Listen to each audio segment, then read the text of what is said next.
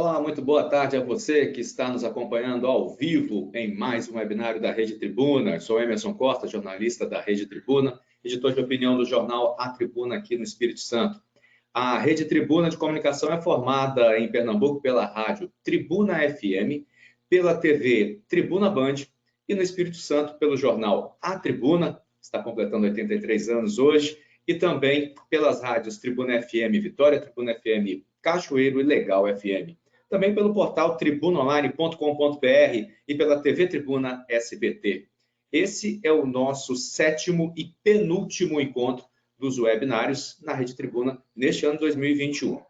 Então, o encontro de hoje, o assunto é que você enviou a sua sugestão durante todos esses eventos, todos os eventos que nós tivemos aqui, é sobre contratos. Quem aqui nunca teve ou precisou fazer um contrato na vida?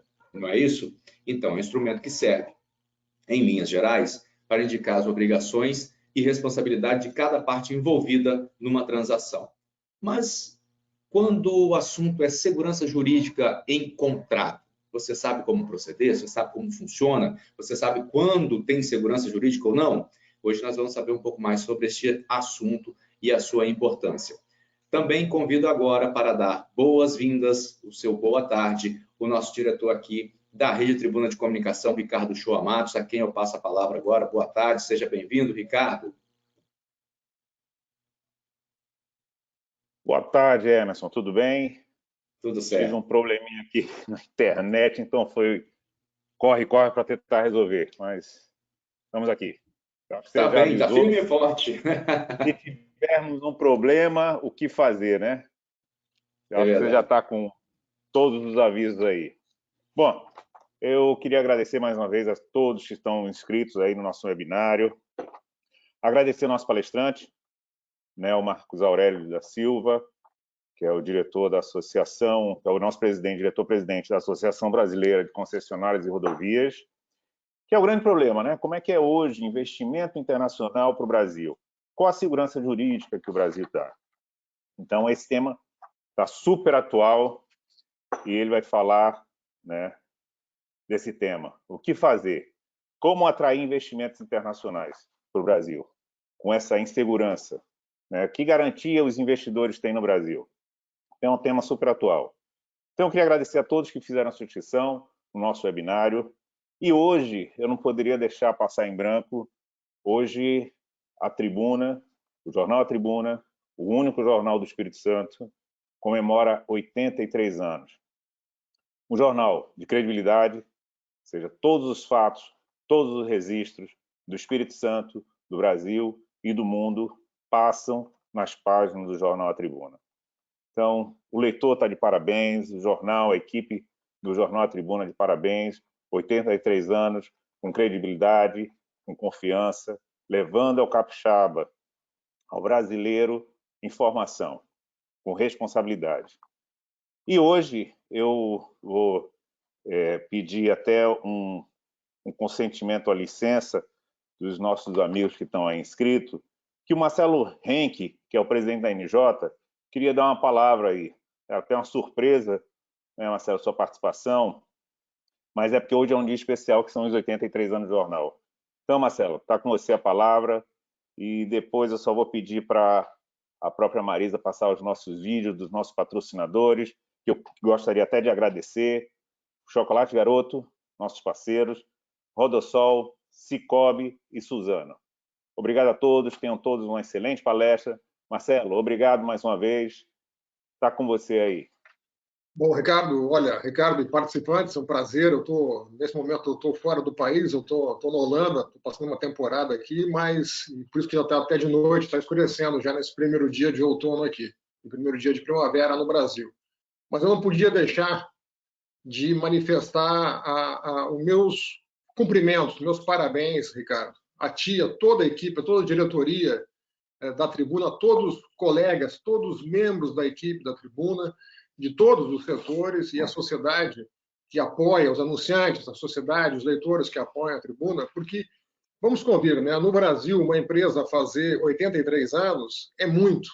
um jornal fazer 83 anos tem um enorme significado. Ninguém chega a 83 anos de existência em qualquer país do mundo, e no Brasil ainda, que é um país com tantas modificações, com tantas dificuldades, né, econômicas e desafios ao longo das décadas, ninguém chega a 83 anos por acaso. Chega a partir de uma história construída no dia a dia, de superação, de desafios vencidos a cada momento, a cada hora e a cada ano, para consolidar essa reputação, a credibilidade e esse enraizamento na sociedade. Um jornal, a gente sabe, não é uma empresa qualquer, é uma empresa que tem uma forte ligação com a comunidade, tem um impacto gigantesco, sobretudo no ambiente em que ele circula, no caso do Espírito Santo, mas também, claro, com reverberação, levando os pleitos, as questões do Espírito Santo para o resto do Brasil. Portanto, parabéns, a sociedade do Espírito Santo está de parabéns também por apoiar a tribuna, e eu aqui, da Holanda, transmito o meu mais profundo abraço e cumprimento em nome de todos os colegas, de todos os jornais brasileiros, a vocês. Muito obrigado, presidente. Eu que agradeço aqui em nome de toda a equipe também do Jornal A Tribuna. Quero levar aqui também o meu abraço a todos que participam diariamente da produção do material que vai aqui para o Espírito Santo, para o Brasil, e também via PDF aí, a parte digital para o mundo todo. Bom, a gente vai continuar então aqui no nosso webinário. O presidente Marcelo, presidente da NJ, está convidado a acompanhar conosco aqui. Eu volto com a seguinte comunicação para você, informação. Você sabe que o webinário ele precisa ser produzido e precisa chegar até você. Nós temos uma equipe de produção e temos equipes que vão buscar os assuntos, que vão discutir, vão produzir o material que vai chegar até você e também, junto com a NJ, trazer convidados que nos encantam com as suas palestras. Bom, por trás disso tudo, também tem os nossos parceiros. E agora nós vamos ver o vídeo aqui dos nossos patrocinadores, a quem eu agradeço também a colaboração para que esse evento seja realizado.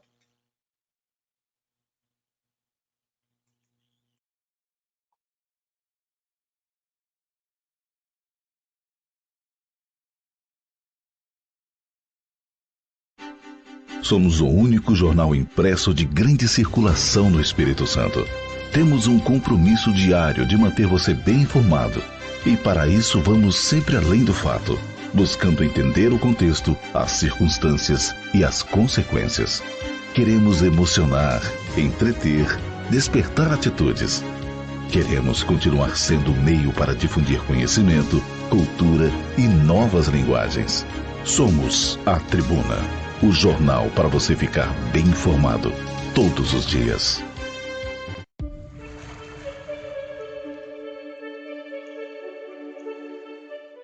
Promoção Sicoob, investir é para todos. E aí, o que você quer ser? YouTuber, investidor, agricultor, investidor, professor, investidor? No Sicoob, todo mundo pode ser investidor. No Sicoob, todo mundo pode ser investidor. A partir de R$200, você vai participar de sorteios de prêmios e de 15 em 15 dias você pode ganhar. Então, fechou? Você é investidor? Invista com a gente. Aqui, investir é para todos. Sicoob, faça parte. Nosso trabalho da inspeção de tráfego, fazer inspeção em todo o sistema rodovia do Sol, desde verificações de cerca, manutenções da rodovia, acidente, possíveis objetos que caem na pista, tudo que é relacionado à segurança da pista. Já foram feitos estudos, a placa é para obedecer o limite de velocidade. Todo mundo descumprir, com certeza não vamos chegar a zero, mas o índice de acidente vai ser bem menor. Para a gente é gratificante, né? Principalmente quando a gente consegue realmente salvar uma vida. A solidariedade é em primeiro lugar. Você poder ajudar uma pessoa sem discriminação, sem saber que essa é rica, a outra é pobre, um é um andarilho, o outro está no carro de luxo. Para a gente é a mesma situação, o mesmo atendimento. Em primeiro lugar, o ser humano. A Nova Suzano nasceu para o mundo. Uma multinacional brasileira, feita por gente que inspira e transforma. Para tornar isso possível, contamos com um time de mais de 35 mil colaboradores, 11 unidades industriais, centros de distribuição, além de escritórios e centros de tecnologia espalhados pelo mundo. Cuidamos de mais de 2 milhões de hectares.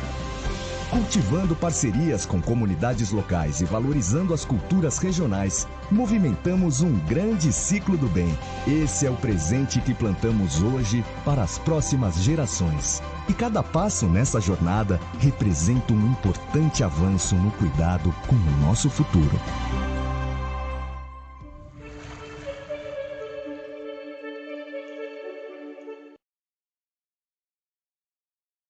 Olá, estamos de volta aqui com o nosso webinário e antes de começar aqui a nossa palestra virtual, eu tenho alguns avisos para você que está chegando agora, para você que já acompanha a gente também. Caso ocorra algum problema na transmissão do áudio, né, da imagem, da palestra fique congelada ou caia o áudio fique picotando, né, falhando, você tiver algum problema desse parecido com esse, do lado direito você envia a sua mensagem no item perguntas para a nossa equipe de produção, ok? E aí você vai receber as orientações necessárias. Caso isso aconteça, não saia da sala, fique aí, acompanhe que vai voltar a transmissão normalmente. São coisas da internet que acontecem no dia a dia, em qualquer videoconferência, palestra virtual, uma chamada de vídeo, mesmo em qualquer lugar do planeta, a gente está sujeito a essas intempéries aí da tecnologia. Principalmente agora que nós estamos com um ciclone aí na orla do Espírito Santo, está interferindo bastante essa ventania nas fiações aí, nos fios das empresas que levam a internet para todos os locais aqui do nosso estado e também para fora do estado, ok? Suas perguntas devem ser enviadas também pelo item de perguntas que serão respondidas após o final da apresentação do nosso palestrante. Quem ficar conosco 85% do tempo da palestra vai receber um certificado. Não precisa contar o tempo. O nosso sistema faz isso automaticamente. Quando você entra e quando você sai, ficou 85% do tempo, você recebe o seu certificado, ok? Também vai receber pelo seu e-mail que você cadastrou lá na hora de fazer a sua inscrição no nosso webinário, um pequeno questionário rápido para ajudar a gente a produzir o próximo e os outros eventos assim por diante, tá ok? A sua opinião é muito importante para a gente. Participe conosco. É rápido. E você responde lá e a gente dá um jeito aqui de atender o seu pedido, a sua solicitação, ok? Após cada evento, você vai receber aí esse questionário, que é muito importante para a nossa equipe de produção. É possível assistir também a nossa transmissão no celular, mas a experiência mais completa é no desktop, é no notebook, ok? Você pode acompanhar também pelo tablet. O nosso webinar está sendo gravado e em breve vai estar disponível no tribunaonline.com.br. Ok? E por fim, se a conexão cair, fique aí na sala que a gente volta com a nossa transmissão. Bom, deixa eu apresentar aqui o nosso convidado de hoje, nosso palestrante é o Marco Aurélio de Barcelos Silva, ele que é diretor-presidente da Associação Brasileira de Concessionárias de Rodovias, ABCR. É mestre em Direito Administrativo, doutor em Direito do Estado e especialista em Direito Público e Finanças. Também já atuou como assessor do ministro do Superior Tribunal de Justiça, foi consultor da Fundação Getúlio Vargas, secretário de Infraestrutura e Mobilidade do Estado de Minas Gerais e secretário de Articulação para Investimentos e Parcerias na Secretaria do Programa de Parcerias de Investimentos da Presidência da República. Com esse currículo, eu chamo para cá para conversar conosco Marco Aurélio de Barcelos. Marco Aurélio, boa tarde, tudo bem? Seja bem-vindo.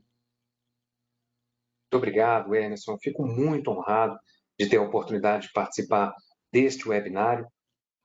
Agradeço e parabenizo a Rede Tribuna por essa iniciativa. Cumprimento Marcelo, presidente da NJ, diretor Ricardo e a todos aqueles que estão nos acompanhando aqui. E o tema segurança jurídica ele não poderia ser mais oportuno, especialmente quando a gente fala de contratos, especialmente, Emerson, quando a gente fala de contratos de infraestrutura. Eu já antecipo para todos aqueles que estão nos acompanhando que este é o recorte que eu queria trazer aqui para esse nosso bate-papo, para essa nossa apresentação. Avaliação da segurança jurídica sob a ótica desses tais contratos de infraestrutura. E por que é tanto mais oportuno realizar esse recorte? Porque nós vivemos, na atualidade, um boom de oportunidades de investimento em infraestrutura. Nós temos hoje, no Brasil, uma agenda, um portfólio de projetos sem precedentes. E há uma preocupação muito grande com a atração de investidores, tanto nacionais quanto estrangeiros, para a pauta do investimento em infraestrutura. A gente vai avançar um pouco sobre o conceito de segurança jurídica. O conceito é difícil, porque não há um conceito para a segurança jurídica. Há uma noção sobre a segurança jurídica e, subsequentemente, a gente vai ingressar no acoplamento, no encaixe, na justa posição da segurança jurídica a esses tais contratos de infraestrutura. Por quê? É importante falar sobre segurança jurídica para esses contratos. O que há de especial em relação a esses contratos? E, por fim, nós vamos problematizar a seguinte questão. Se não houver segurança jurídica, qual o problema? Será que a segurança jurídica não seria um capricho de um grupo de investidores, de um grupo ideológico de pensadores? Quais são os efeitos para a sociedade decorrentes da não observância da segurança jurídica? Essa é a problematização final a qual a gente vai chegar. Eu me permiti, Emerson, fazer aqui uma brevíssima apresentação, que na realidade nem é uma apresentação, é um roteiro aqui de temas e de tópicos que eu gostaria de explorar. E obrigado, já está aqui colocado na nossa tela. Então, não quero cansar ninguém com esses tópicos aqui, com esses apontamentos, mas é, na realidade, uma forma de guiar aqui essa nossa conversa, essa minha intervenção inicial, para, evidentemente, depois poder ouvir de quem está participando, poder dialogar e, eventualmente, endereçar algumas dúvidas que apareçam ao longo da apresentação. Pois bem, então, eu dizia, nós temos 6 tópicos, 6 grandes títulos aqui para explorar, para avançar. E como a gente decidiu falar sobre segurança jurídica e ainda a aplicação da segurança jurídica nos contratos de infraestrutura, a gente começa falando sobre, ou a gente começa aqui explorando essa noção de segurança jurídica. O que seria a segurança jurídica? Na realidade, não seria equivocado nós afirmarmos que a segurança jurídica ela decorre de uma ansiedade natural do homem. Eu diria até mais, dos animais com uma mínima capacidade de processamento racional, a segurança jurídica ela também seria um corolário de um aspecto da própria natureza de todos esses seres. No nosso caso, a segurança jurídica ela decorre desse anseio, dessa expectativa de previsibilidade, de estabilidade. E previsibilidade e estabilidade em diversas dimensões da nossa realidade, da nossa existência. A começar pelo dilema entre o homem e a natureza. A natureza é cheia dos seus percalços, é cheia das suas vicissitudes. É difícil dominar a natureza. E talvez essa seja a força reinante na nossa realidade e que exige muito esforço para uma mínima acomodação, uma mínima previsibilidade, uma mínima capacidade de ordenação da nossa sociedade. A natureza, a bem da verdade, a despeito de todos esses esforços e de toda a energia demandada, a natureza é indomável, o que não significa que nós não tenhamos condições de lançar a mão de alguns instrumentos para minimamente nos coordenar em face de todas as altercações das forças naturais. E essas ferramentas, elas perpassam pelo investimento em tecnologia, pelo desenvolvimento tecnológico. A gente tem hoje máquinas, tratores, que controlam a produção agrícola, a produção de alimento.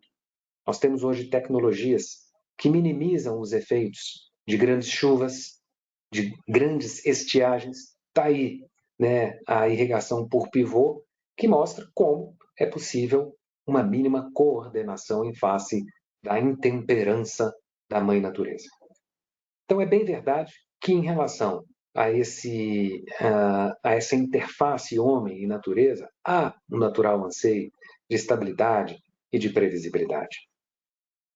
E mais ainda, esse mesmo anseio ele se reproduz em relação à interface do homem para com o próprio homem. E talvez aqui nós tenhamos mais ferramentas e mais instrumentações para garantir a previsibilidade do comportamento humano, do comportamento intersubjetivo, de um para o outro, de um sujeito para o sujeito vizinho. a principal ferramenta, a principal conquista da intelectividade humana em relação a esse dilema, né, da interface homem-homem é o direito. O direito é uma linguagem de previsibilidade e de estabilidade. Um dos grandes valores, um dos grandes vetores do direito é a consolidação dessa estabilização das relações, da previsibilidade das relações. E o direito, ele se manifesta por meio de infinitas abordagens. Desde aquilo que consta da lei, a lei diz, é assim. Não há dúvidas de que um mandamento legal, por si só, já é um elemento de estabilização e de previsibilidade. Todos sabemos que todos deveríamos agir de tal ou qual forma. Porém, ainda mais importante do que a determinação do que consta da lei, que é apenas uma das distintas abordagens de consolidação da segurança jurídica por meio do direito, mais importante do que a determinação da lei são os mecanismos disponíveis para fazer cumprir o mandamento da lei. Diga-se de outra maneira. E se, a despeito de uma previsão legal, o indivíduo não quer aderir àquilo, ele não quer obedecer àquele comando? A própria sociedade, o próprio direito, oferece mecanismos para que a adesão àquele mandamento possa ocorrer. Os mecanismos sancionatórios, o próprio poder judiciário como o resolvedor de dúvidas e o determinador de decisões. Há todo um aparato social, e é o que eu quero dizer aqui nesse primeiro tema, nesse primeiro tópico, há todo um aparato social constituído para fazer com que as pessoas possam prever o comportamento dos demais. E, a partir disso, planejar de forma menos custosa, sem riscos de arroubos, de mudanças drásticas, ou pelo menos com riscos de arroubos, de mudanças drásticas mitigados, o que, sem dúvida alguma, facilita extremamente a vida. A segurança jurídica, por conseguinte, ela nada mais é do que um desdobramento natural desse anseio de previsibilidade e de estabilidade. E, no nosso entender, a segurança jurídica, quando falamos de contrato, ela se aplica na dimensão homem versus homem. Um diz que vai fazer, o outro concorda com aquilo, só que alguém precisa assegurar que o dito, que o contratualizado, seja observado. E sob essa ótica, não basta o que está escrito no contrato. Nós precisamos daquele aparato social para fazer cumprir o contrato quando o contrato ele é desobedecido, muito embora as regras nele contidas sejam claras para todos os envolvidos, para todas as partes. Guardem essa primeira percepção, essa primeira afirmativa de que a segurança jurídica nada mais é do que um desdobramento desse anseio, dessa expectativa, dessa angústia por estabilidade e previsibilidade, apesar das intempéries que a vida natural e social apresenta. O próximo slide, por gentileza. E o que é, então, a segurança jurídica? Se a segurança jurídica ela decorre desse anseio, qual é a noção de segurança jurídica? A gente poderia gastar todo o nosso encontro declinando os distintos conceitos, as distintas definições a respeito da segurança jurídica. Eu, particularmente, gosto de me fiar numa máxima, num ditado, segundo o qual o combinado não sai caro. Ou seja, se numa relação homem-homem, numa relação social, indivíduo com outro indivíduo, ambos os indivíduos acordam, se ajustam, concordam em proceder de tal maneira, eles devem proceder daquela maneira pactuada. É o combinado. E o combinado, ele já foi contabilizado, ele já foi ponderado, ele já foi refletido por aqueles envolvidos antes de cada um apertar a mão do outro. Então, se você vai vender um carro, você tem para si um preço em relação ao qual você se dispõe a vender o carro, e do lado de lá há alguém que topa aquele preço. Não faz sentido. Depois do ajuste, depois do contrato de compra e venda, minutos depois da assinatura daquele contrato, o vendedor dizer: na realidade eu mudei de ideia. Eu quero um preço maior. Ou o comprador: eu não vou te pagar tudo. Eu não entendo que o carro valha tudo aquilo que nós ajustamos no contrato. Eu vou te pagar metade. E fique por isso mesmo. O que significa essa frustração de um compromisso por alguma dessas partes envolvidas? Vamos imaginar aqui o caso do vendedor do carro que não recebeu a totalidade do valor sobre o qual ele se dispôs a promover a alienação daquele veículo. O que resta para esse sujeito? Chorar? Lamentar? Matar o adquirente do veículo? Ou solicitar às instituições jurídicas que determinem o cumprimento daquele contrato, que determinem o cumprimento daquela expectativa legítima que foi instituída por meio da relação contratual. Qualquer uma dessas hipóteses, ela traz um preço, um custo adicional para a parte frustrada. É o custo da frustração.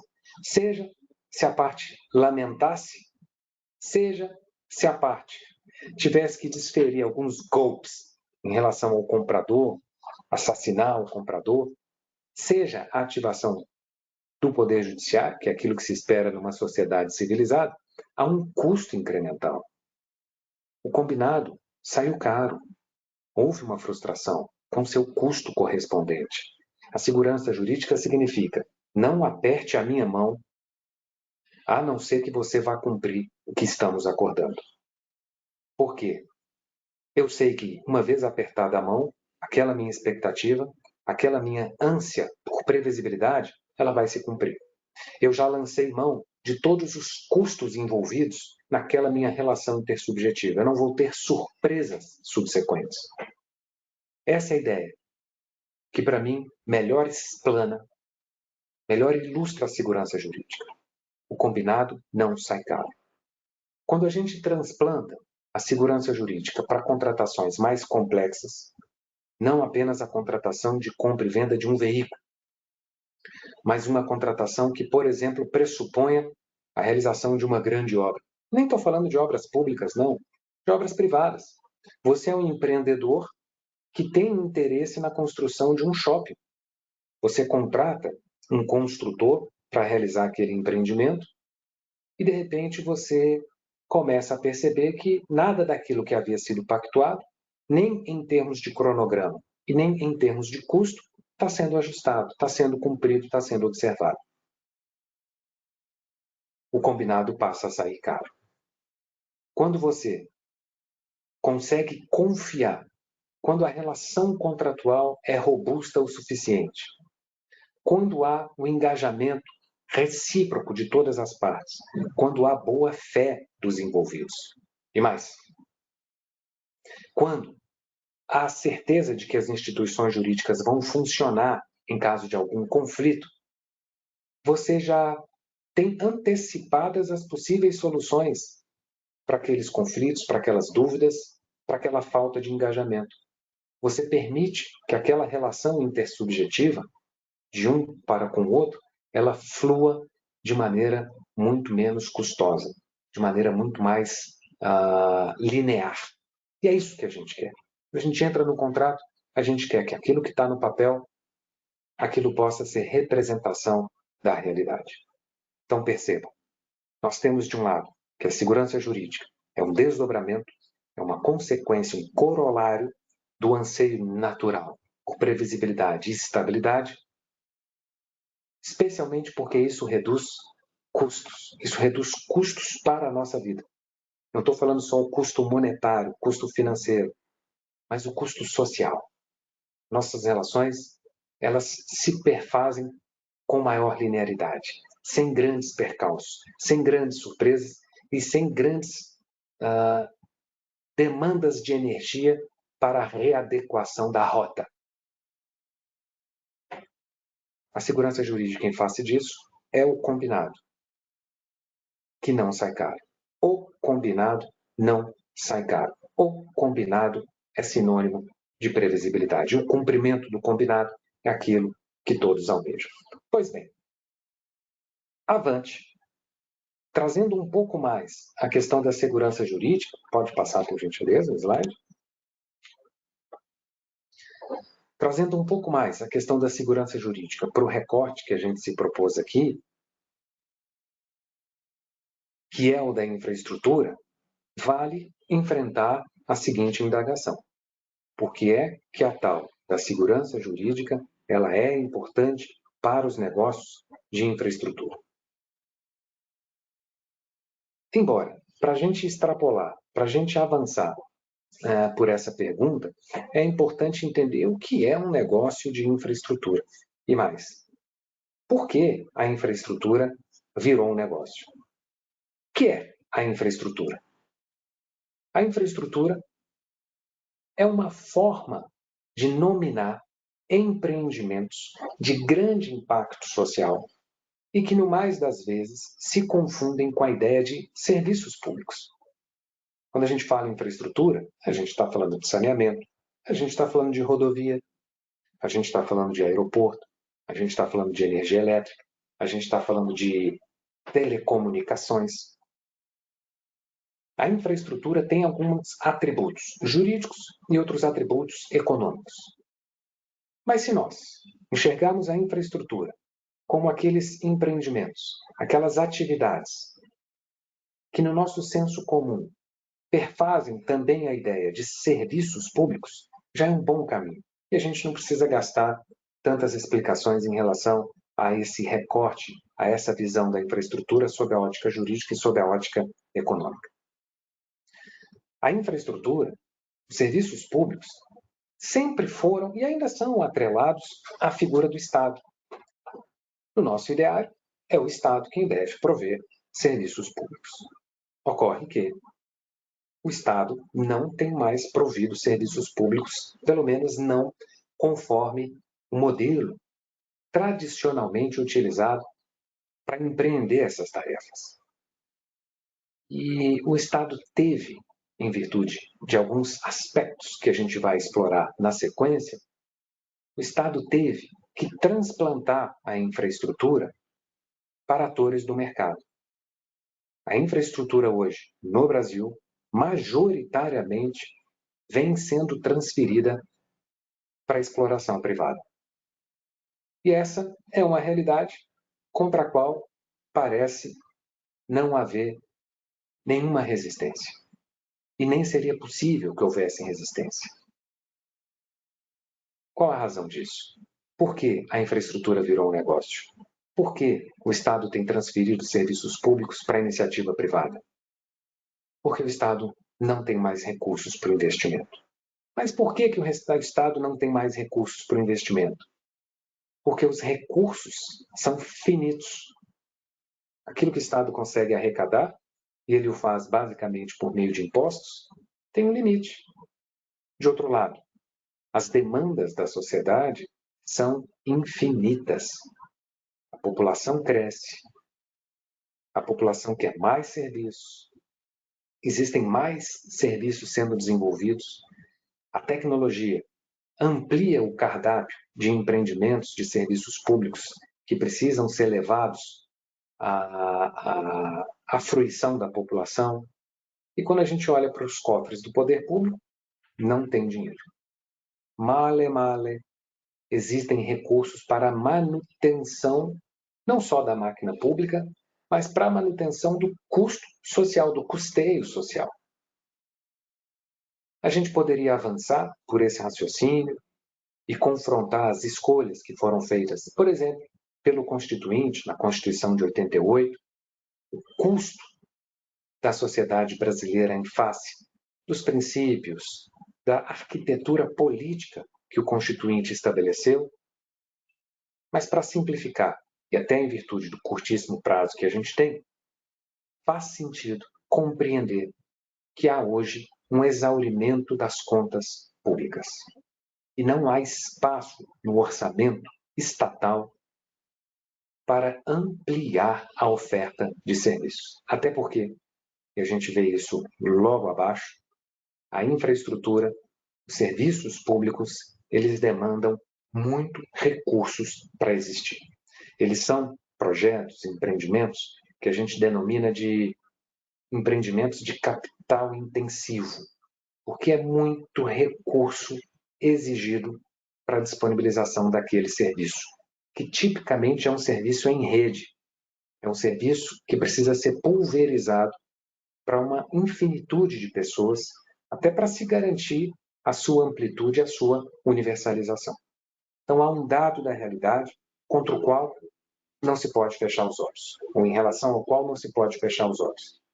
Vivemos uma escassez, um exaurimento dos recursos necessários para a infraestrutura. É bem verdade que a gente poderia trabalhar com duas hipóteses diante desse contexto. Primeira hipótese, não vamos fazer infraestrutura. Vamos cuidar da manutenção do status quo da nossa condição, dos empreendimentos, das utilidades que são ofertadas à população. Ou seja, a primeira solução seria a ataraxia, a paralisia. Não faremos nada. Não é uma solução ideal. A segunda solução seria, vamos aumentar os impostos, que hoje também não é uma solução aceita. Até porque, se de um lado existe o exaurimento das contas públicas, de outro, existe uma insatisfação generalizada e um exaurimento da capacidade de pagamento de tributos, de mais tributos, de novos tributos, por nós, os cidadãos ou contribuintes. Resta permitir que terceiros realizem essas infraestruturas, invistam nessas infraestruturas e arrecadem os valores necessários para compensar esse investimento, para amortizar esse investimento, junto aos respectivos usuários. Ou seja, eu não tenho do contribuinte, não tem como exigir mais do contribuinte, não sobra recursos provenientes do contribuinte. O usuário passa a ser o pagador. E é justo. É mais justo do que o regime solidário do contribuinte. Aqui a gente está falando de utilizador-pagador. E há uma série de mudanças que advêm com esse fenômeno de mercantilização dos serviços públicos, que juridicamente é traduzido pela concessão de serviços públicos. Você tem uma justa correlação entre remuneração e serviço. Você tem uma relação contratualizada com quem é o provedor do serviço. Esse provedor do serviço é um ente regulado. E o desdobramento disso é que, de um lado, ele tem recursos suficientes para o projeto. De outro lado, ele tem mais flexibilidade para poder desenvolver o projeto do que o poder público. E, adicionalmente, ele é regulado. A resultante desses três fatores, sob a ótica da mercantilização dos serviços públicos, significa elevação da qualidade desse serviço. Quem hoje utiliza aeroportos consegue testemunhar esse elemento, esse evento, esse acontecimento, esse fenômeno. Os aeroportos hoje concedidos são muito melhores do que eram quando administrados pelo poder público. Mas veja, esse negócio infraestrutura, que juridicamente é traduzido na concessão de serviço público, na regulação que é feita pelo poder público, ele exige, sobre todos os demais contratos da sociedade, uma dimensão, uma intensidade muito grande de segurança jurídica. E por quê? Porque é tão oportuno, porque é tão providencial falar sobre segurança jurídica no âmbito desses negócios de infraestrutura, ou no negócio infraestrutura. Porque eu já havia adiantado, esse negócio infraestrutura pressupõe a mobilização de muito recurso, de muito capital. O negócio infraestrutura, de acordo com os economistas, ele tem uma natureza monopólica. O que significa esse monopólica, essa natureza monopólica? Alguns economistas, e eu não quero aqui tornar complexo o nosso debate, mas alguns economistas identificam 3 elementos que fazem com que uma relação seja monopólica. A primeira delas, já mencionada, capital intensivo. É muito recurso sendo despendido, e é muito recurso sendo despendido num período concentrado de tempo. Se nós formos pegar as concessões de rodovias, imagina que você precisa viabilizar duplicações, ou até mesmo quando se trata de um projeto novo, que no jargão é chamado de projeto Greenfield, um projeto do zero. Para ilustrar um projeto da realidade que não está no setor de rodovia, mas no setor de ferrovias, o Ministério de Infraestrutura hoje tem pretensões de conceder um trecho de 1.000 quilômetros ligando Mato Grosso ao Pará em ferrovia. É a famosa Ferrogrão. Para construir aquela ferrovia, você precisa despender muito recurso naqueles primeiros anos do projeto, que são destinados exatamente para realizar as obras, a terraplanagem, a construção da infraestrutura, dos trilhos, das dormentes, as desapropriações, a aquisição da superestrutura, do material rodante. São bilhões e bilhões que são despendidos num intervalo curto de tempo. Esses bilhões saem dos caixas das empresas concessionárias. E, evidentemente, esses bilhões, em algum momento, eles precisam retornar. Porque, do contrário, não faz sentido investir em infraestrutura. Os recursos despendidos precisam ser amortizados. Ninguém é doido de rasgar, de afundar dinheiro. Mas o primeiro elemento a que eu quero chamar a nossa atenção é a ideia de capital intensivo. Adicionalmente ao capital intensivo, um outro aspecto que caracteriza a infraestrutura como tipicamente monopólica está em que, uma vez que você realiza um investimento, que você executa a obra, você não consegue mais tirar a obra de lá. Você afundou recurso. Imagine, o concessionário, o investidor, ele segue adiante com a construção da dita Ferrogrão, e no último dia da obra, quando ele coloca a última dormente, e aí você tem aquela cerimônia de inauguração, né? Vai lá, a autoridade pública, corta a faixa, essa mesma autoridade pública diz: muito obrigado, não queremos mais a Ferrogrão. Ele fala: cara, mas eu não consigo tirar, não consigo, o que eu vou fazer com isso aqui? Isso é problema seu. Ruim. Isso é ruim. Isso é uma manifestação de insegurança jurídica.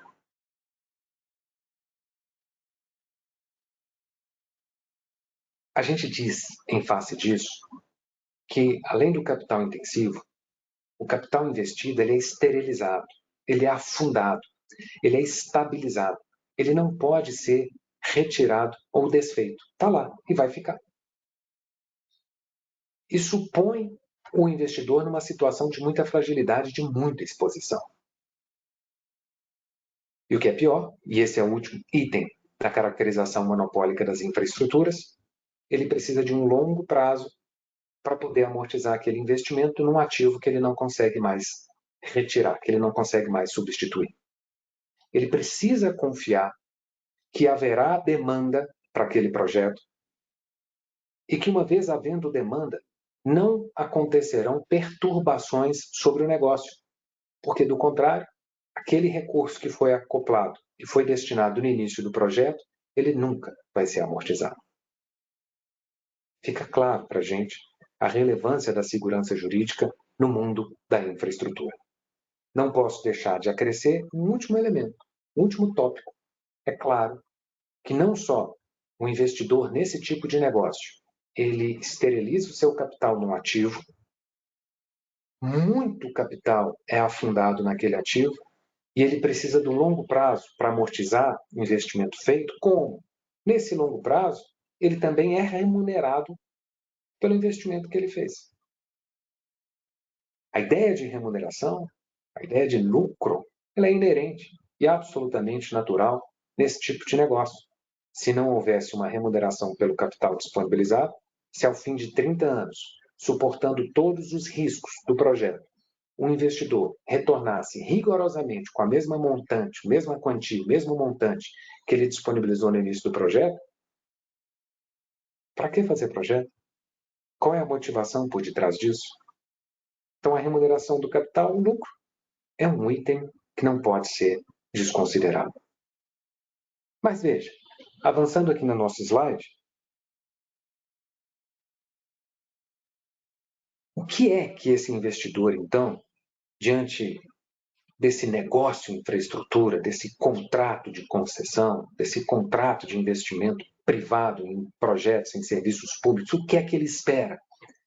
Ele espera que o combinado não saia caro.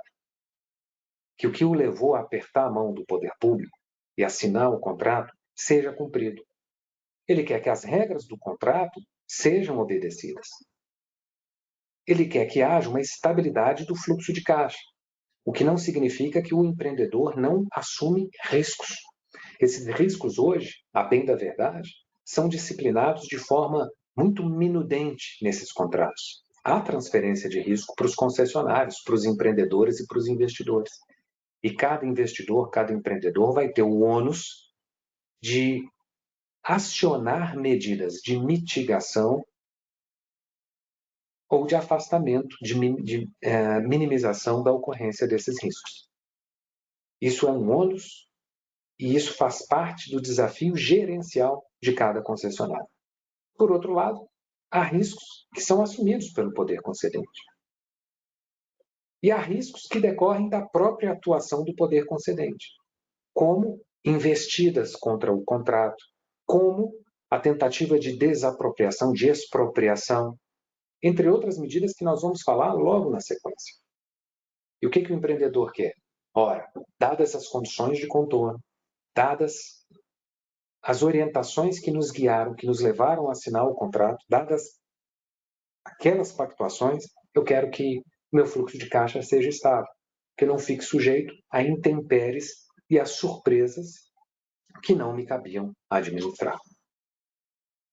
Se, todavia, há elementos que perturbam essa estabilidade do fluxo de caixa, que caracterizem descumprimento das regras contratuais, uma outra expectativa do investidor, sob a ótica da segurança jurídica, é de uma rápida capacidade de resolução de conflitos.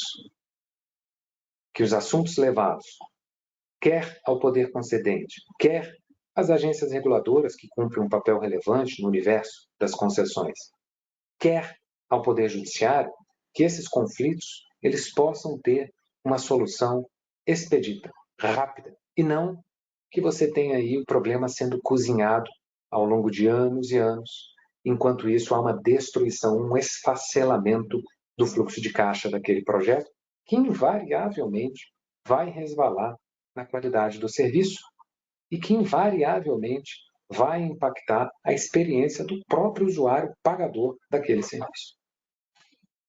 Para finalizar, dentro da ótica do que o combinado não sai caro, dentro da perspectiva da segurança jurídica, o investidor em infraestrutura também espera boa-fé, espírito de parceria.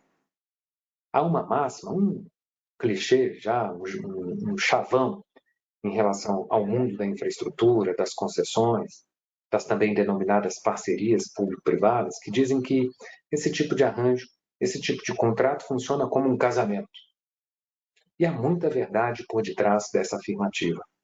É importante haver cooperação, diálogo, ao longo de todo o contrato, e não antagonizações. Ninguém consegue sustentar um casamento com brigas diárias, com antagonizações, com ódio no coração. Importante haver engajamento, boa-fé, reciprocidade, espírito de parceria no âmbito desses contratos, porque são contratos de longo prazo e muita coisa pode acontecer nas décadas de vigência desse tipo de empreendimento. Mas veja, há exemplos de frustrações nesses contratos? Há situações que refletem insegurança jurídica nesses contratos? Há, e é o que a gente vê no próximo slide. Quando a segurança jurídica não funciona? A gente tem vários exemplos. A gente poderia consumir outros tantos webinários para declinar e para explicar cada um desses exemplos. Eu trouxe um caso concreto e trouxe aqui 3 conceitos que encapsulam bem as hipóteses de insegurança jurídica as mais frequentes nesses contratos de concessão, nos contratos de infraestrutura. A gente teve recentemente o caso emblemático da linha amarela. A linha amarela é uma rodovia municipal, concedida pelo município do Rio de Janeiro. E há um evento, um acontecimento muito ilustrativo, em que o prefeito, à época, não concordando mais com a vigência do contrato, ele mesmo subiu numa retroescavadeira e começou a destruir as praças de pedágio. É verdade que ele se utilizou da estratégia do que se chama juridicamente de encampação, conseguiu uma lei autorizativa na Câmara dos Vereadores, mas era uma lei que não guardava nenhuma relação com as exigências da legislação federal e da Constituição para viabilizar, para justificar a encampação. A interpretação que o setor faz, não só o setor de rodovias, mas o mercado de infraestrutura faz em relação a essa incursão do prefeito à época, é de uma ação populista. Na realidade, o que ele quis foi demonstrar para os seus eleitores que ele conseguiria eliminar da vida do carioca os pedágios cobrados pela concessionária. Ao que muitos aqui vão dizer, mas isso é ótimo, quem não quer não pagar pedágio? Mas lembre-se, o pedágio que você paga hoje, ele ajuda a repagar aqueles investimentos que foram feitos no passado. Todo pedágio conta, não tem jeito. E o pedágio é regulado.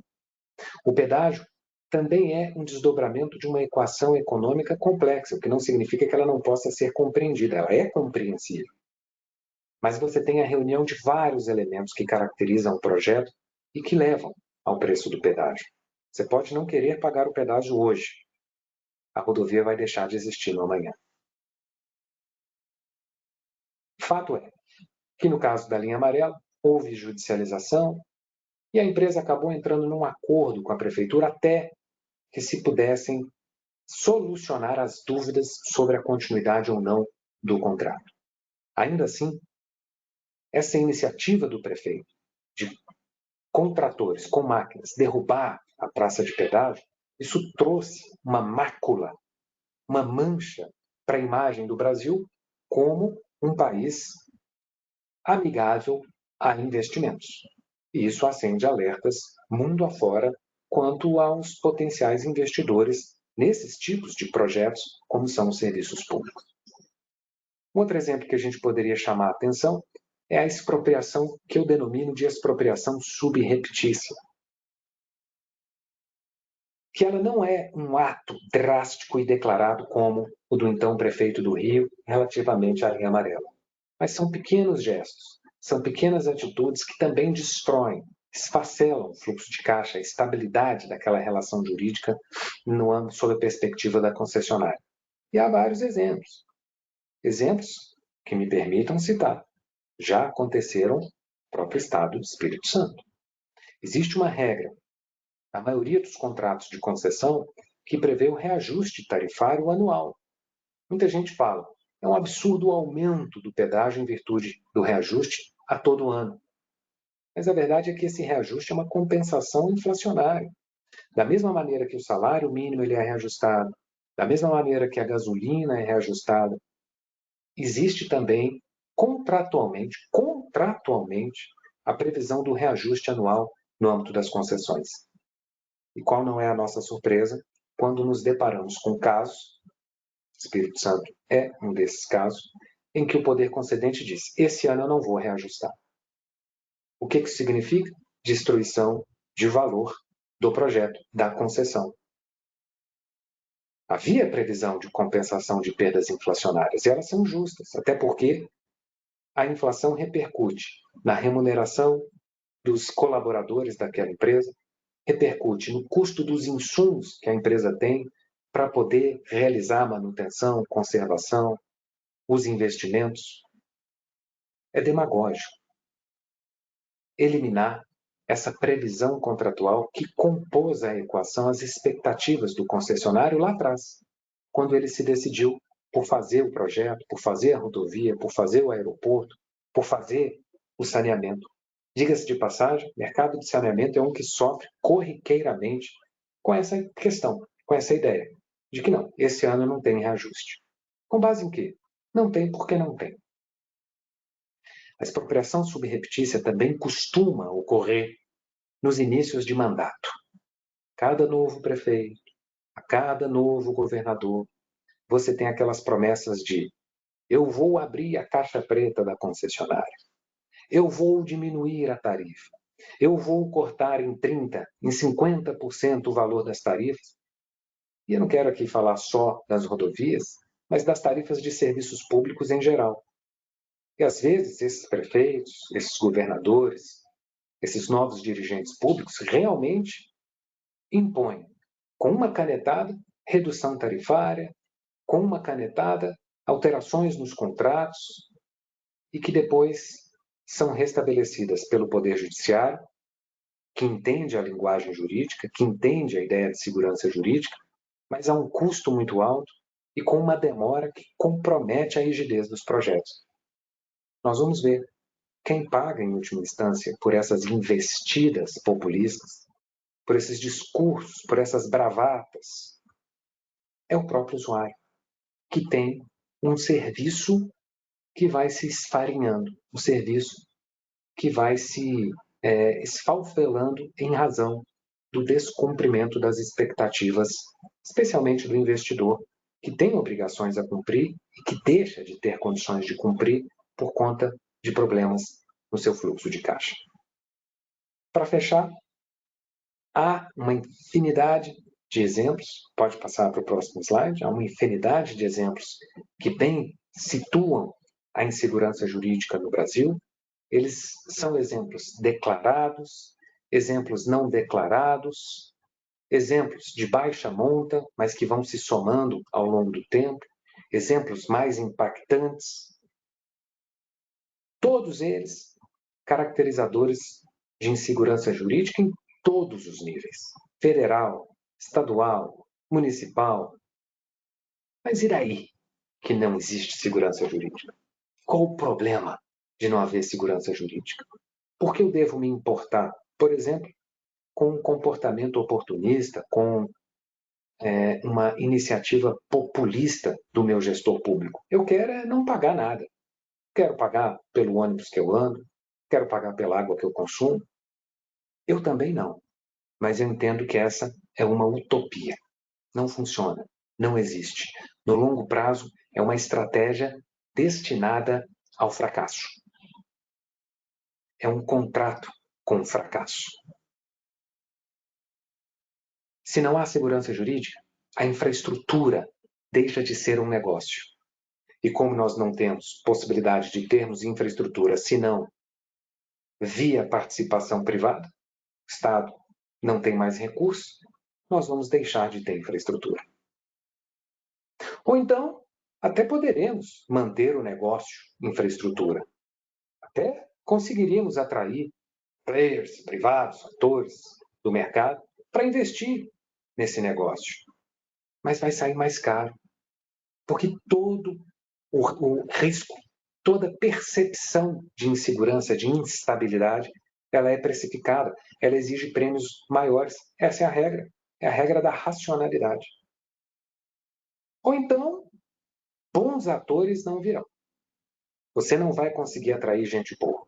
Você vai atrair o aventureiro, que ele entra no negócio, sabe que tem risco, sabe que o prefeito depois vai lá e vai pedir a concessão, sabe que o prefeito depois, enfim, vai atrapalhar o negócio, sabe que o governador não vai dar o tal do reajuste, enfim, tantos outros exemplos, vai pegar o trator e vai destruir a praça de pedágio.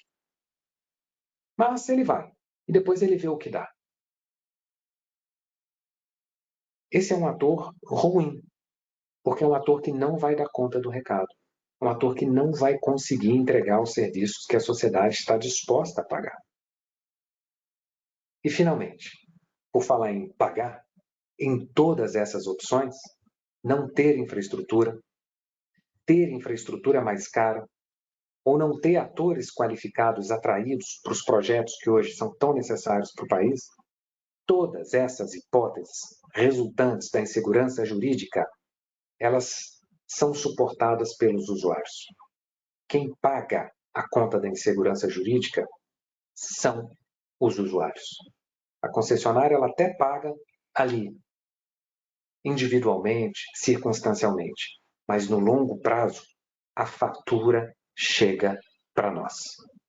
Por isso é que é extremamente oportuna a discussão sobre a segurança jurídica hoje no Brasil, porque nós vivemos a era das concessões.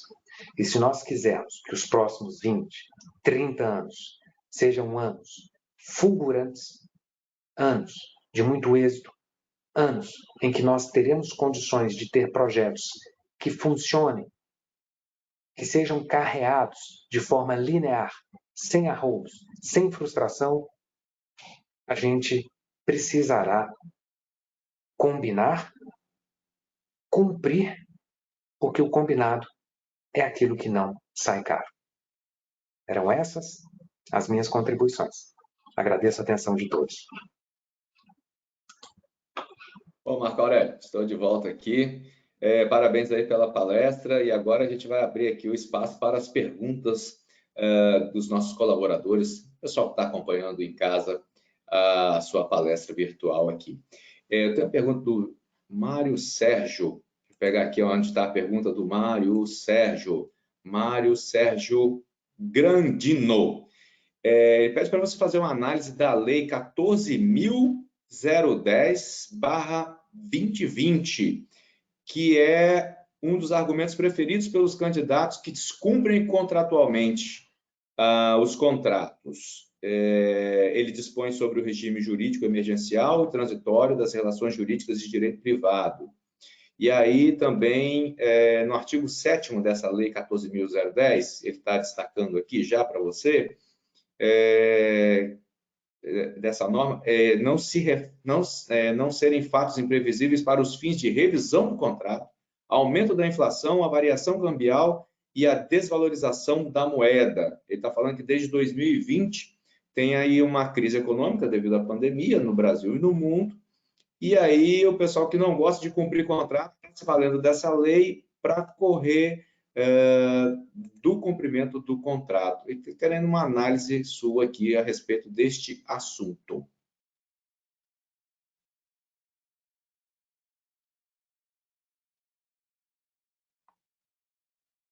Eu acho que o seu áudio não está funcionando aí, Marcelo. Vou pedir para você clicar aí nesse botãozinho à sua direita. Aí, voltou. Diga lá. Deu para entender a pergunta, a colocação dele? Deu para entender. Eu não sou um especialista na Lei 14.010, que trata das relações privadas. Todavia, a Lei 14.010 ela veio como uma resposta à Covid. E a Covid é um daqueles grandes eventos da humanidade que colocam em xeque os contornos naturais das nossas relações sociais, das nossas relações jurídicas. A pandemia ela instaura, vamos dizer, um estado quântico, e ela demanda algumas respostas emergenciais, algumas respostas imediatas. A Lei 14.010 foi uma dessas respostas e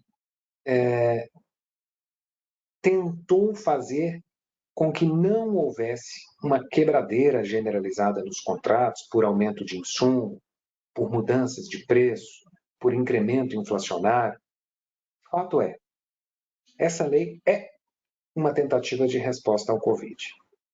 É uma lei que, sim, contamina as previsibilidades relativas a essas relações privadas, relativas a esses contratos privados, mas num cenário diferente. Não no mesmo cenário original em que essas relações elas foram pactuadas. Talvez a dúvida que fique, e confesso, essa é uma dúvida que também eu tenho, é se essa resposta, que é uma resposta extraordinária, para uma situação extraordinária, se ela é a melhor resposta e se os efeitos dessa resposta serão efeitos que serão apropriados de forma positiva pela sociedade.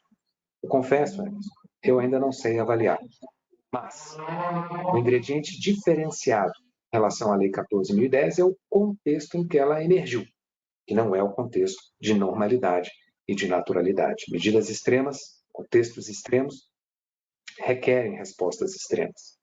Mas quem vai dizer se há ou não acerto é o tempo. E a gente precisa esperar ele passar. Verdade. Deixa eu chamar aqui o nosso diretor aqui da Rede Tribuna, o Ricardo Shoa. Ele volta aqui também para fazer uma pergunta para você a respeito deste assunto. Agora são 3 horas e 40 minutos. Você que está acompanhando aí a palestra, pode enviar também aí pelo lado direito a sua pergunta para a gente aqui no item Perguntas. Escreva lá, se identifique, fale de onde você está falando, cidade, estado ou fora do país. Fale da sua empresa também, que a gente vai levar a sua pergunta para o nosso convidado, Marco Aurélio. Ricardo, o microfone e câmera são seus aí para você fazer o seu questionamento. Obrigado. Agora está mais calmo, minha internet melhorou. Marco, obrigado mais uma vez pela sua participação. Uma pergunta.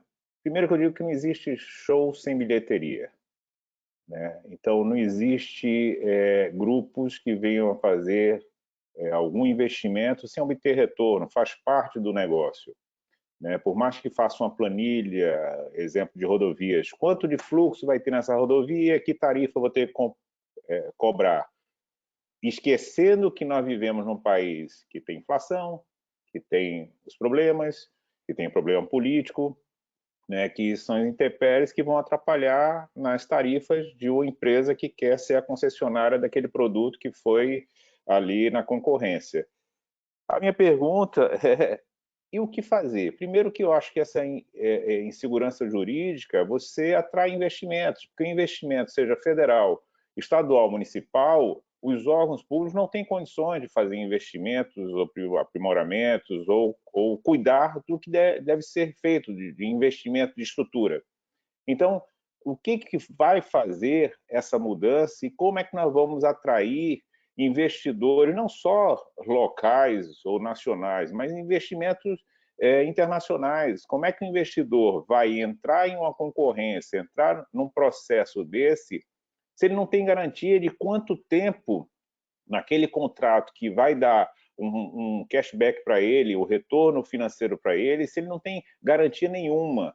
Ou seja, todo aquele investimento que está ali programado para fazer e ele não sabe se vai ficar até o final do contrato que foi licitado naquele momento. Então, o que fazer? Como agir aí? As regras são claras, mas o árbitro que está lá não faz cumprir a regra. Então, o que fazer nisso aí, principalmente atrair esse investimento, que nós precisamos disso para fazer esse Brasil, seja a União, Estado e município, crescer. Perfeito, Ricardo. A sua análise ela é muito pertinente. Para quem é investidor, especialmente para quem é investidor estrangeiro, que está lá fora, milhas-luz de distância, com uma baita assimetria informacional, não sabe como funciona o país e mais. O investidor estrangeiro ele tem um mapa mundi sobre si. Então, se o Brasil não é foco de atração de investimentos, tão simples quanto eu passo a olhar ou os países vizinhos, eu vou para a África, eu vou para a Ásia, eu vou para a Europa, eu vou para a América do Norte. O dinheiro não aceita desaforo. Essa é a verdade. Portanto, aqui nós até temos um arcabouço jurídico adequado. As nossas leis são boas, os nossos contratos são bons. O que nós não temos são boas práticas.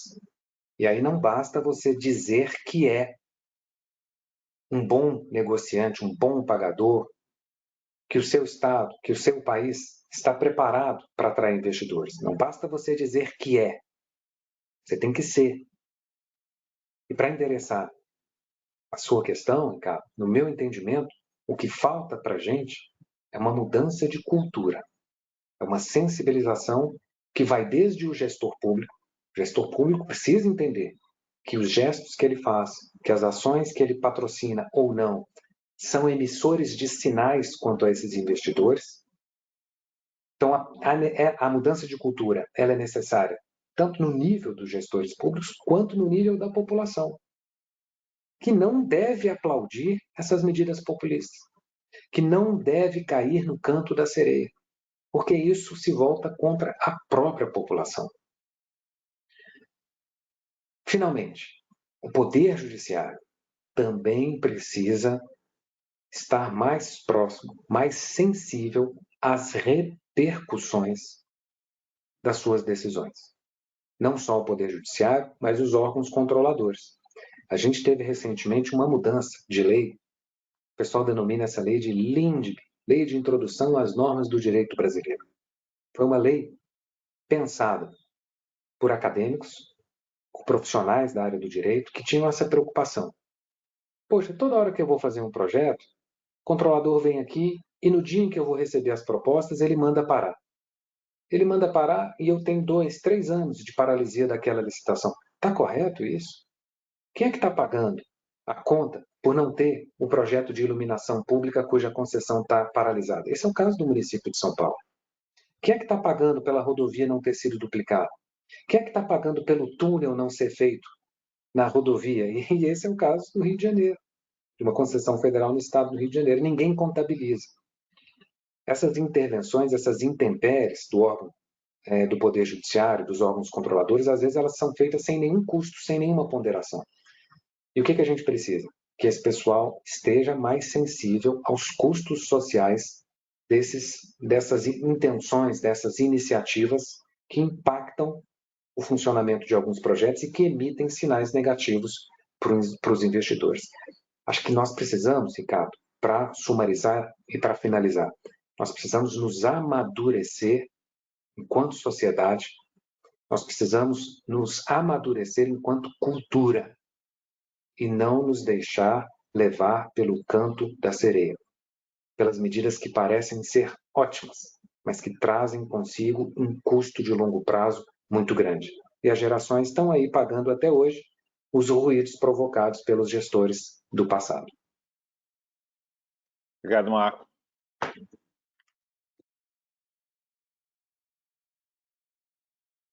Voltando aqui com mais uma pergunta. Deixa eu ver aqui. A nossa produção está mandando aqui.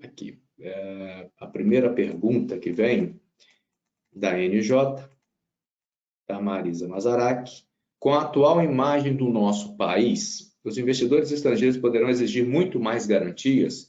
O que será preciso para atrair mais recursos externos para o país diante do momento atual de Brasil e de mundo? Ela fala desse cenário que a gente está vivendo agora, né?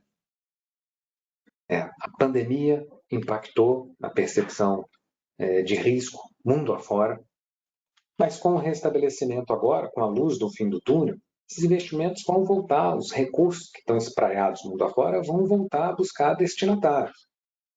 Sob esse contexto, inclusive, o Brasil está bem posicionado, porque hoje nós temos uma agenda, um portfólio de oportunidades muito bem colocado, com projetos estruturados com muito mais qualidade do que era feito há 4, 5 anos atrás. Mérito do Ministério de Infraestrutura, mérito, me permitam aqui nominar, o próprio ministro Tarcísio. Todavia, se há esse esforço ministerial, esse esforço concentrado na pasta, por outro lado, esses choques institucionais, essas desconfianças sobre o que será do Brasil, poxa, pode ser que tenha impeachment, não pode? Toda hora esse tema é suscitado, vai ter golpe, não vai? Independentemente, enfim, de qualquer juízo de valor que me caiba, essa é uma questão que também sempre está sendo suscitada. Isso gera refração por parte do mercado. O investidor que estava olhando o Brasil como um potencial foco atrator de oportunidades, ele puxa o freio de mão e fala, vamos esperar passar as eleições. Isso é ruim, só atrasa a possibilidade de a gente ter novos projetos e de ter serviços públicos. Por isso que é esperado do gestor público, das grandes lideranças, uma serenidade, uma estabilidade institucional, que isso aconteça neste governo e que isso aconteça no mandato subsequente, seja em relação ao mesmo governo, seja em relação a um futuro novo governo, mas que a gente tenha serenidade, que a gente tenha essa sinalização de que o contexto social, político e jurídico do Brasil é estável. Todo ruído em relação a esse aspecto, ele é deletério, ele é prejudicial ao ambiente de negócios no país. Ok, tem uma pergunta aqui, qual a posição do Marco Aurélio em relação às terceirizações que imperam no Brasil? A pergunta é do, vou pegar o nome aqui, Alessandro. Só que o Alessandro, ele não colocou qual é a cidade e não deu mais identificações não. Mas ele está perguntando aqui o seu posicionamento em relação aí as terceirizações que estão imperando no país? Alessandro, é importante entender primeiro o que é terceirização. A terceirização propriamente dita, e eu apostaria que não é essa a abordagem que você traz na sua pergunta, mas a terceirização propriamente dita, ela é a terceirização de mão de obra. Isso acontece hoje, tanto nas empresas privadas quanto no próprio serviço público. Há vantagens e desvantagens em relação a essa terceirização de mão de obras, mas fato é que a terceirização às vezes é confundida com privatização e com concessão. E nesse aspecto, eu sou suspeito para falar. Eu trabalho com isso, estudo isso há quase 20 anos. Fui gestor público durante a maior parte da minha trajetória profissional e sempre vi nas concessões mais entrega, mais qualidade em relação aos serviços concedidos do que os serviços prestados por meio do próprio poder público. Há 2 projetos para mim que são determinantes, que são marcantes. E ambos os projetos lá em Minas Gerais. Existe uma penitenciária, que hoje seria, chamemos assim, terceirizada. O termo está incorreto, correto seria dizer que ela foi concedida. Existe uma única penitenciária concedida no Brasil, que é em Minas Gerais, e eu convido a todos a visitar. Quando você vai lá, você entende que é possível trazer uma nova perspectiva para os sentenciados no Brasil.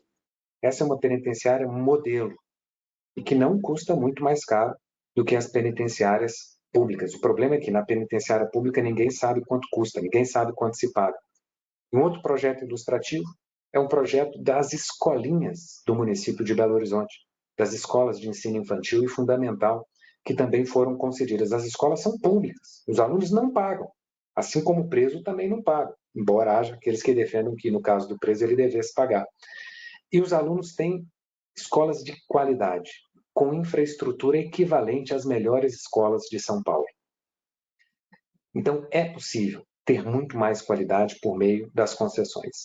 E haveria uma série de elementos técnicos que a gente poderia declinar aqui, uma pena que nós não tenhamos mais tempo para isso, mas a minha percepção, Alessandro, para fechar aqui meu comentário, é de que é positiva. Essa iniciativa vale a pena. Ok. Bom, as perguntas que chegarem a partir de agora, nós vamos enviar para a assessoria do Marco Aurélio e ele vai responder. A gente manda para o e-mail de vocês aí, que vocês estiverem mandando as perguntas, por conta mesmo do nosso tempo aqui. É assunto, como você diz, né, Marco Aurélio, para a gente ficar aqui debatendo por horas e horas. E não falta considerações para serem feitas a respeito deste assunto. Tem muito detalhe. Quer ver um detalhe aqui? É o Roberto Alberto de Curitiba. Não deveria ter uma punição maior para os governantes, como perder a possibilidade de receber dinheiro do BID ou responsabilidade fiscal? Ele está falando em caso de quebra ou de quebra de contrato. E para as concessionárias, caso sejam responsáveis e para as concessionárias, caso seja responsável ficar impedido de participar de outra concorrência. Então tem punição para os governantes que contratam e punição também para as concessionárias que quebrem o contrato, que não cumpram esse contrato. Você faz uma análise para o Roberto, lá de Curitiba, ou Marco Aurélio? Perfeito, Alberto. Há quem defenda hoje que a quebra de contrato deve se caracterizar em improbidade administrativa. Não sei se a categorização da sanção devesse ser mesmo a improbidade administrativa, acho que mereceria uma reflexão, mas o fato é que hoje, Roberto, os governantes quebram contratos sem nenhuma consequência. E é importante dizer que há consequência, que eles precisam pagar pelos prejuízos sociais que eles acarretam. Então, quando nós temos, por exemplo, trazendo aqui a situação de uma empresa de ônibus ou transporte coletivo, que é sempre um problema. Eu sei que tem muita reclamação quanto à qualidade, eu sei disso. Mas quando a gente tem um prefeito populista que diz, eu não vou reajustar a tarifa, ele segura isso geralmente no penúltimo ano do mandato, ele segura o reajuste no último ano do mandato, e aí ele faz uma aposta quase all-in, para quem joga poker, ele coloca tudo em jogo, arrisca tudo. Por quê? Ele quer arrecadar votos, se ele ganhar, depois ele ajusta a conta, e ele ajusta a conta no primeiro ano do mandato, que até lá, até as próximas eleições, isso se dilui. Ou então, se for outro prefeito, se ele não ganhar, a conta não é minha. O que acaba acontecendo quando você tem esse represamento de reajustes? a conta vem mais cara no futuro. Esses reajustes, eles vêm porque, do contrário, as empresas quebram. E a tarifa que ficou durante um determinado período sem reajustamento, quando o reajuste vem, puxa, é um salto muito grande para o usuário dar conta de pagar. E o prefeito, isso não é problema meu. Precisa ter sanção. Acho que a gente ainda não trabalha dentro dessa perspectiva e essa perspectiva precisava vir à tona. Quanto às empresas, também acho que elas precisam ser punidas. Não sei também categorizar se o impedimento de participar de outra licitação seria a melhor punição, até porque nós temos poucos atores hoje com capacidade de ingressar em alguns meios, em alguns empreendimentos muito parrudos, como ferrovias, como rodovias. Então, se você leva a essa sanção, você vai chegar no limite, no momento em que não vai ter, pode acontecer de não ter tanto mais pessoas para poder participar. Agora, as sanções precisam sim ser disparadas. Em se caracterizando a inadimplência, em se caracterizando a desídia dos concessionários, eu não tenho dúvida. Sanções elas precisam incorrer. Fato é, todavia, que essas sanções precisam guardar algum grau de razoabilidade sob pena de você jogar a água fora e o bebê junto. Ok. Vou fazer uma correção aqui. Ó. O Alessandro me mandou o complemento aqui. O Alessandro que fez aquela pergunta é professor municipal em Vila Velha. Aqui é a nossa cidade, aqui pertinho. Vizinha aqui da capital. E ele estava mandando aqui direitinho aqui as informações. Marco Aurélio de Barcelos Silva, diretor-presidente da Associação Brasileira de Concessionárias de Rodovias. Eu quero agradecer muitíssimo a sua participação. As perguntas que chegarem agora, a gente envia para a sua assessoria para que você possa responder e mandar para o e-mail dos nossos colaboradores. Viu, Marco Aurélio? As suas considerações aí. Muito obrigado mais uma vez por essa palestra, esse assunto que dá pano para manga, né? Como se diz no popular. Sem dúvida, Emerson. Quero agradecer pelo honroso convite. Muito satisfeito de poder estar aqui, de dividir esse tempo. E é um tema, sem dúvida alguma, que suscita muitas reflexões e muitos debates. Evidentemente, sempre estarei à disposição para compartilhar de novo percepções, para ouvir percepções. E, sem dúvida alguma, aqueles que tiverem dúvidas, quiserem conversar mais a respeito, procurem, mandem as perguntas por e-mail, que eu vou ter toda a satisfação de responder. Parabéns, Emerson, parabéns à Rede Tribuna pela iniciativa dos webinários. Sucesso na condução do seminário, do webinário final. E, mais uma vez, conte comigo, conte com a BCR para iniciativas futuras. Ok, a gente aqui agradece aí em nome de toda a empresa aqui da Rede Tribuna. Eu agradeço a sua participação, agradeço a participação dos nossos colaboradores. Se você participou conosco, deixa eu fazer um convite aqui para o nosso último webinário. Vai ser no próximo dia 28 de setembro. Nós vamos falar de inovação e desenvolvimento sustentável com o diretor executivo de tecnologia e inovação da Suzano, Fernando Bertolucci. Vamos falar das práticas de ESG e por que são tão importantes para as empresas nos dias atuais. A você que estava conosco até agora, muito obrigado. Quero deixar aqui o meu parabéns para a equipe que trabalha comigo do jornal A Tribuna, único jornal impresso do estado do Espírito Santo, de grande circulação, que leva informação para você todo dia. São 83 anos de uma história fantástica, de inovação, de revolução capixaba e também de conteúdo. A equipe que trabalha todos os dias, o dia inteiro, à noite, tempo algum, fazer parte aí parabéns mais uma vez a todos os profissionais. E a você, eu desejo aí um restante de semana abençoado, muito bom. Se proteja, ainda estamos na pandemia, vale a segurança, você que tem a primeira dose, a segunda dose, dose de reforço, não importa. Tenha cuidado com a sua saúde, para que você chegue firme e forte numa próxima etapa. E a gente vai passar isso aí, vamos superar todos os problemas e vamos deslanchar aí mais uma vez. Ok? Tudo de bom e até a próxima palestra que vai acontecer no dia 28 de setembro. Obrigado pela sua companhia e até